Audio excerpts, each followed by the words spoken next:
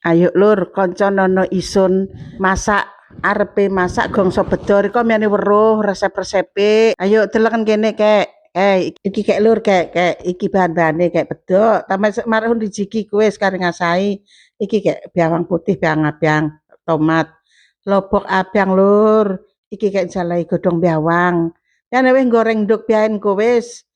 Nggo iwake terus kulupian iki ben kek anu kek selada bawang-bawang mau kok marek iris wis lur kari gongsreng-gongsreng wis marekku gongsreng pedone langsung lur cemplung-cemplungan kono digongso iku wis orek-oreken kono wis lur usek-useken wis mari usek-usek dikipian wis saleh gula micin marek iku terus kaya iku kok lobok-lobok kambi tomat cemplungan wis marek iku masuk suwe wis lur marek iku mateng wis iku wis terakhir cemplungno wis bawang godhong iku mau nggo manis-manise gongso kono mau wis mateng iku wis iki banyune selada nggo godhog selada iku kok lur tele uyah solong mene krasa goleh lur mantep iku dadine lur kek selada wis mateng lur diangkat wis iki wis siap lur kek siap ayo sarapan merapat lur ayo lur ayo padha mangan bareng ayo mbuh isun wae kok ambi gongso pedok ih gurih lur